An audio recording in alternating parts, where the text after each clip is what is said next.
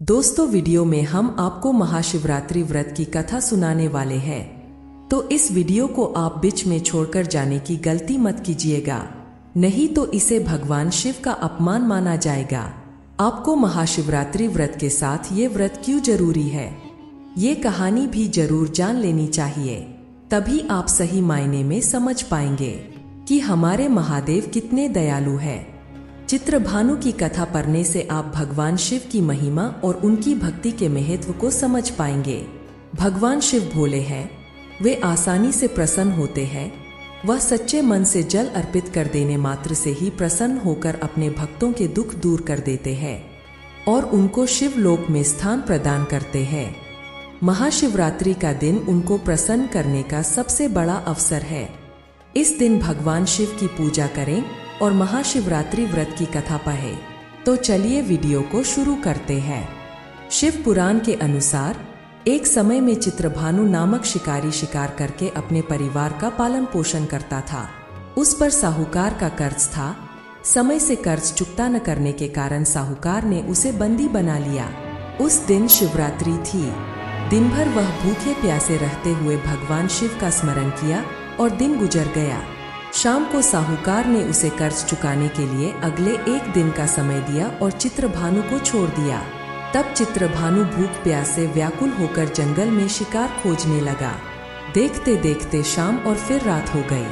तब वह एक तालाब के पास बेल के पेड़ चढ़ गया और रात बीतने की प्रतीक्षा करने लगा। उस बेल के पेड़ के नीचे शिवलिंग था।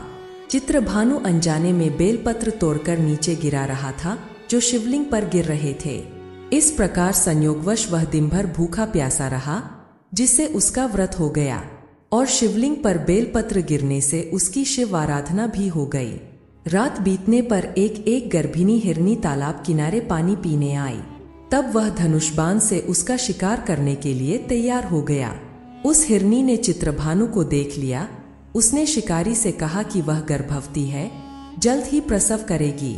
उसने शिकारी से कहा कि तुम एक साथ दो जीव हत्या करोगे, जो ठीक नहीं है। हिरनी ने शिकारी को वचन दिया कि वह बच्चे को जन्म देकर आएगी, तब शिकार कर लेना। इस पर शिकारी ने उसे जाने दिया।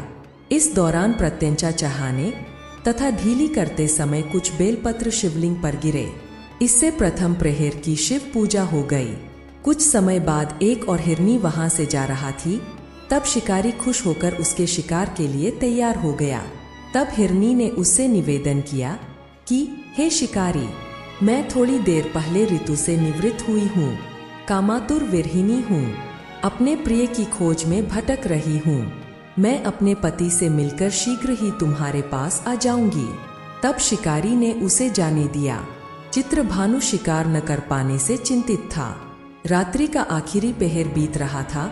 इस बार भी कुछ बेलपत्र टूटकर शिवलिंग पर गिरे, जिससे दूसरे प्रहर की भी पूजा हो गई। तभी एक दूसरी हिरनी बच्चों के साथ वहां से जा रही थी। तब चित्रभानु ने उसका शिकार करने का निर्णय कर लिया।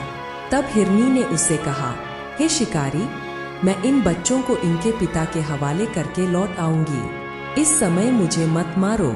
इस पर शिकारी ने कहा कि वह मूर्ख नहीं है, इससे पहले अपने दो शिकार छोड़ चुका है। उसका परिवार भूख प्यास से तड़प रहा होगा। तब हिरनी ने कहा, मेरा विश्वास करो, मैं इन्हें इनके पिता के पास छोड़कर तुरंत लौटने की प्रतिज्ञा करती हूँ। ऐसे करते हुए सुबह हो गई और अनजाने में ही शिकारी की शिवरात्रि की पूजा हो गई। उपवास और रात्रि जागरण भी हो गया। इसी बीच एक हिरन वहां से जा रहा था। तब शिकारी ने इसका शिकार करने का निश्चय कर लिया।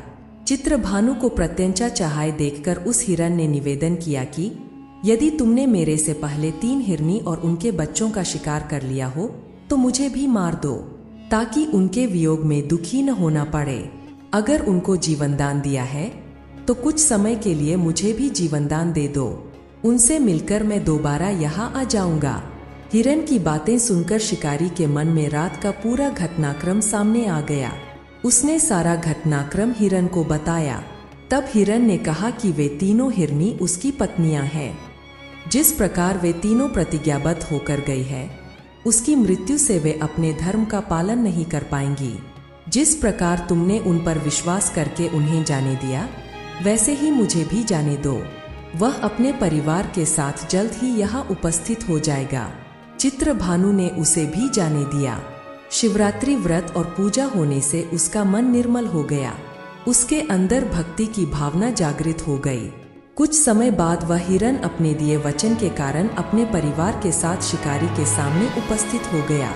उन जीवों की सत्यता, सात्विकता एवं प्रेम भावना को देखकर चित्रभानु को आत्मग्लानि हुई। उसने हिरण परिवार को जीवनदान दे दिया। अनजाने में ही सही, शिवरात्रि का व्रत करने से चित्रभानु को मोक्ष मिला।